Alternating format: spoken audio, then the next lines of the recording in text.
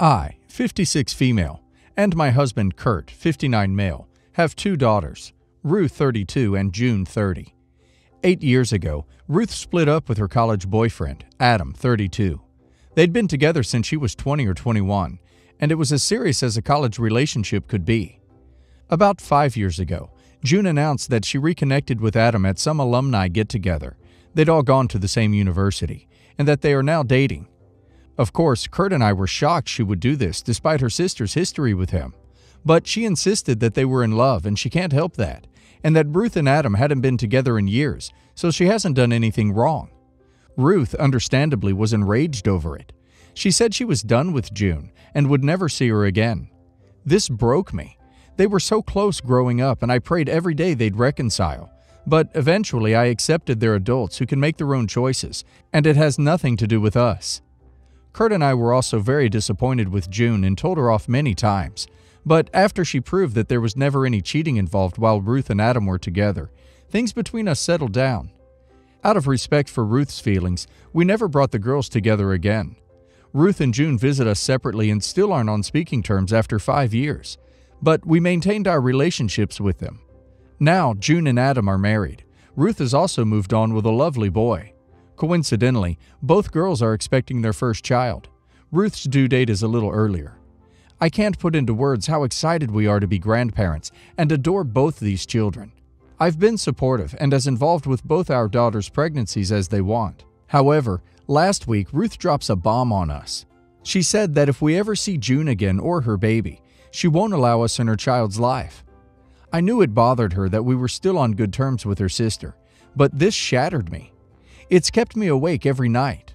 The thought of either of my grandchildren being deprived of its loving grandparents because of this is agonizing. I know Ruth was deeply hurt by June's selfish actions, but I don't know if we should be punished for just not cutting our kid off. We begged her to reconsider, but she's adamant. I don't want to accept Ruth's terms, as it seems like no matter what we decide, we're going to lose a daughter and a grandchild. So I'd rather it not happen because we outright chose it. But I also don't want Ruth to believe we'd just drop her in favor of June, because again, the thought crushes me. Would I be the a-hole if I don't comply with Ruth's ultimatum? Not the a-hole. She's just making a final bid for control and using the baby as leverage. What happened to Ruth sucks, but she shouldn't be trying to take out her feelings on you guys, who sound like loving parents. Tell her that you don't like the ultimatum and leave the door open should she change her mind. Not the a-hole. Tell Ruth that you will never turn your back on any of your children and that she is making the choice to not be a part of your life. Let her know that your door is always open, and as much as it hurts, continue to send cards, Christmas and birthday presents to your grandchild. She will most likely come around, but even if she doesn't, you will know that you kept the lines of communication open while respecting her boundaries. My stepson's mother took him to the dermatologist. The treatment he underwent was not medically necessary, but I'm glad he had the appointment regardless. That's not the point. The issue is that several months after the fact, my husband and I received a letter stating we were past due and owed the office several $100s for the kiddo. This was doubly confusing, as my husband has used this doctor himself, and they're a pay-at-time-of-service operation. I called and the office manager said the ex had said to just bill it to my husband. I advised her that, obviously, the ex-wife is not able to speak for us financially, so what the heck? Her response was that the insurance they had on file from my husband's visit there 3 or 4 years ago was under hubby's name, so they thought it would be okay. I advised her that, first of all, the policy she was referring to had been canceled years ago, and that the family has been under my company policy for over 2 years now. And second, billing an insurance company is a little different than sending an individual a bill without any sort of communication, much less permission. She told me I'd have to come into the office and update my stepson's insurance information and pay the bill, and then they would submit it to insurance to reimburse me. I told her that the divorce agreement states that my husband pays the insurance premiums, but deductibles or costs for medically necessary procedures, emergency visits, etc., are split 50-50. Non-essential services are at the discretion of the individual parent, and we hadn't given permission for any of this. And frankly, I shouldn't have to be explaining this to her because she should know better than to send bills to people who aren't even in the office or in communication with the doctor. The office manager proceeded to tell me that it wasn't fair to charge the X and then submit to insurance for reimbursement.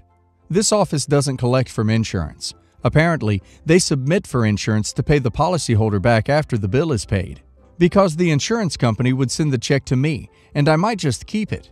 I told her that's wildly insulting to suggest, and frankly, none of her business anyway. She's not in a position to dictate how we handle the financial specifics of the divorce. She repeatedly insisted that my husband and I are liable for this bill. So before I head to the office and handle this in person, I wanted some advice. Does the doctor's office have a leg to stand on here? I just don't understand how a person who is not authorized to speak or spend on our behalf can just tell a business to send us an invoice. You are not liable for the bill. Unfortunately, regardless of what the office manager thinks, a third party cannot authorize medical services billed to you. If there is any further dispute on this point, insist on a copy of the authorization for services that you have signed. Obviously, they will not be able to provide this. Next, communicate to X that it is urgent that they settle their medical bill. If they do not, then it will be their personal responsibility, but they will also be in contempt of the divorce decree. Probably this is not significant enough to involve the court, but it is always an option if this type of behavior continues. I am 16 female and live in a house with my dad, 44 male, stepmom, 36 female, and siblings, 15 male, 13 male, and 10 female. My dad and stepmom married in 2017 and have been trying to have a baby ever since. My stepmom has PCOS and struggles with infertility. Due to this, she's never had children of her own.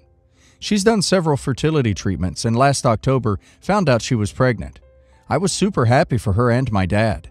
She immediately started buying baby stuff after her first doctor's appointment. Then, after a few weeks, she came to me and said that I was going to have to move out of my room because she needed it for the nursery. The way my house is set up, there are 2 bedrooms upstairs and 2 bedrooms downstairs. Me and my dad and stepmom have the upstairs bedrooms, and my sister and brothers have a downstairs bedroom. My brothers share a room. She told me that she needed my room because it's across from theirs and it was important that the baby is close to them.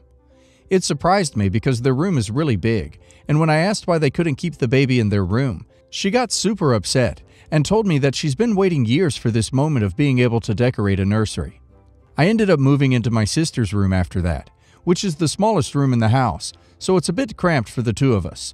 Plus, I don't have a lot of privacy. Sadly, my stepmom lost her baby in early February, and it absolutely devastated her. I feel awful for her.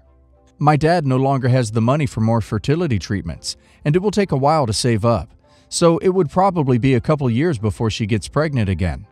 The nursery is still set up, and I haven't brought it up, and neither have my dad or stepmom.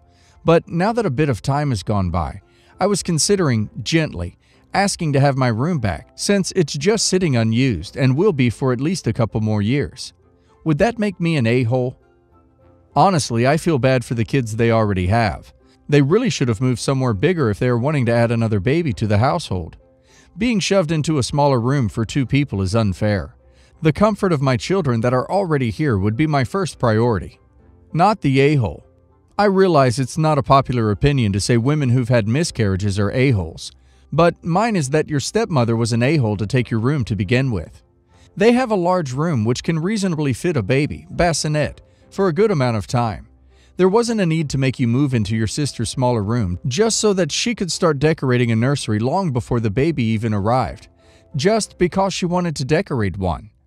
She's wanted to be a mother for so long, but she hasn't realized the first fundamental principle of being a mother, even a stepmother, is that the needs of her children come before her own wants. The baby doesn't need your room. She wanted your room to decorate. She put her own want above your need for privacy and space as a 16-year-old. So, honestly, I don't think asking for it back would be wrong. But yes, you should ask for it back from your dad, because it would be kinder, and because maybe your father will understand that your needs should also be taken into his consideration. I'm 17 male, Ace Frehley in a Kiss tribute band. My cousin 13 female. She's like me in that she likes old music, is a Kiss fan, and it was her birthday today, so my band and I did a small show for her birthday. My aunt is my dad's sister, so my dad, stepmom, and younger stepsister, 12 female, were there. We were playing Love Gun, and just before the end of the song, I tripped and fell on my butt. The song finished and I heard my stepmom ask, "Are we wasting our time with them? They can't even stand up." I stood up and we started the next song. After the show, we quickly got changed and the rest of the band left. I stayed behind to wish my cousin a happy birthday. I wished my cousin a happy birthday and she asked about how I joined my band, so I started to tell her the story. My stepsister was listening too. I had barely started the story when my stepsister said, "This is boring. Let's go play by the deck," to my cousin. My cousin told her she would be there in 5 minutes because she wanted to hear the story. And after a couple of minutes, my stepmom came over and started to yell at me for hogging all of my cousin's time. While my stepmom was yelling, my stepsister was sitting there with a smug look on her face. When my stepmom finally stopped yelling, I wished my cousin a happy birthday again and apologized for causing a scene. My stepmom then grabbed my cousin's hand and led her to my stepsister. A little while later, my aunt, grandma, and a couple of my other cousins were talking about the show. My aunt brought out an acoustic guitar and asked if I could play some songs, and I did. I started to play Sympathy for the Devil by the Rolling Stones. A bunch of my aunts and uncles heard and started to watch, and eventually, my cousin came over to watch too. Pretty soon, most of the people there were watching me. I finished the song and felt like I was stealing the show, which I didn't want to do, so I invited my cousin to duet with me. My cousin plays piano, and we played Yesterday by the Beatles. After we finished the song, the party returned to normal, and my stepmom pulled me aside and scolded me again for taking all my cousin's time. That pissed me off, and I decided to leave. I went up to my cousin and apologized and told her something came up. Just after I got home, I got a call from my stepmom, and she berated me about telling everyone that she scolded me and getting her kicked out of the party. She started to yell, and I hung up. A little after hanging up on my stepmom, my cousin texted me. Apparently, she heard stepmom scold me, and she told her mom, my aunt, who kicked stepmom out. My stepmom told my mom and stepdad, and they think I'm an a-hole, but my aunt and grandparents don't think I did anything wrong. My dad says he thinks I didn't do anything wrong but doesn't want to go against his wife, so he's staying out of it. So, am I the a-hole for getting my stepmom kicked out of my cousin's birthday party? It feels like your stepmom is upset her kid can't just take your place in the family. Not the a-hole, but I'd be carefully watching that woman from now on. In her head, you damaged her pride, disrespected her as a mother figure, took your step-sibling's spotlight with the cousin, and on top of it all, your pops is doing one thing entitled people can't handle well. He ain't taking her side fully. Not the a-hole. You didn't actually get her kicked out. She got herself kicked out. You just wanted your cousin to enjoy her birthday. Your stepmother was having none of that. She is at fault. Your stepmother and stepsister are jealous control freaks. They should have been thrown out of the party a lot earlier. They're jealous of your talent, and all you did was be nice to your cousin. Your stepmother was acting like a spoiled brat who threw a tantrum because she didn't get all the attention she wanted. Your mom and stepdad are a-holes, and so is your dad for refusing to stand up for you. I'm sorry they treated you this way, not the a-hole.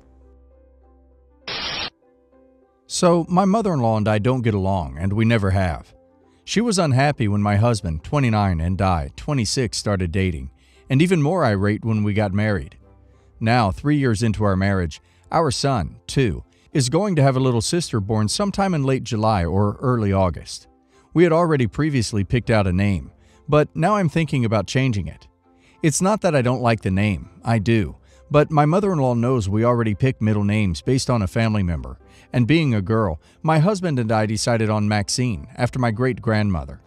When his mom found out, which I wasn't going to tell her, she tried playing it off that it was for someone on her side of the family, and she acted rather irritated because we weren't going to name her Rebecca after my mother-in-law. My mom is also mad because it won't be named Jay, which is my mom's middle name. The only people in our family that haven't asked about the name are my father-in-law and stepmother-in-law. My grandparents' sister and dad love the name, and I do too. But after my mother-in-law reacted so badly to finding out who my daughter would be named after, I've been thinking about changing it to Dawn, after my stepmother-in-law. Mostly because she has always been very welcoming, accepting, and loving to me and my husband. Even more than his bio mom. But since so many people know what the middle name is already, would I be the a-hole if I changed it? And does it seem kind of petty? Edit. I've had several people ask, and Dawn was a contender for a middle name, as was Janet and Irene. My husband and I have also had extensive conversations about it, and he has already said I get the final decision on this, and if it's what I want, he's fine with it. I'm a big proponent of naming your kid what you want, and to hell with what anyone else thinks. It's not their kid, not their business. But in this case, you freely admitted the name change would be done out of spite. Yes, the a-hole. Do not weaponize your child. Just my opinion. Don't step down to her level. There are probably plenty of girl names in both families, and why cause a reason for her to continue on her behavior? I don't think you're the a-hole, but I would reconsider it. I think OP is being petty to name her child after the stepmother-in-law. You can name your kids anything, but that pettiness just seeps through in my opinion. If OP is being petty, then yes, the a-hole, for using and trying to include a child's life to all your family drama. Grow up and name your kid a different one for her own sake.